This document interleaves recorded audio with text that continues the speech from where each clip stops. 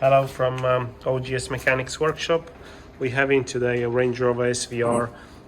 Came in for a radar issue. This car, it had a radar fault. Basically, it had the front end damage. Customer replaced several parts. However, the radar, this is the radar for the adaptive cruise control, was incorrect for the car.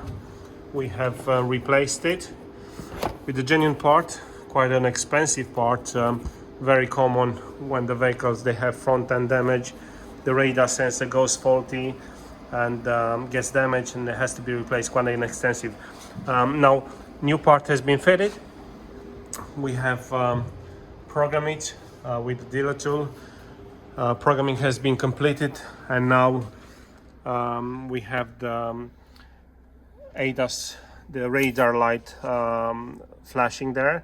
That indicates the radar is in a calibration mode. The car needs to be driven now for the calibration to get completed. Again, a glimpse in our activity here in Ogs Mechanics workshop.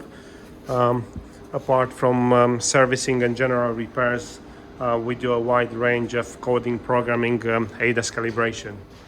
Ogs Mechanics is one stop for all your vehicle needs.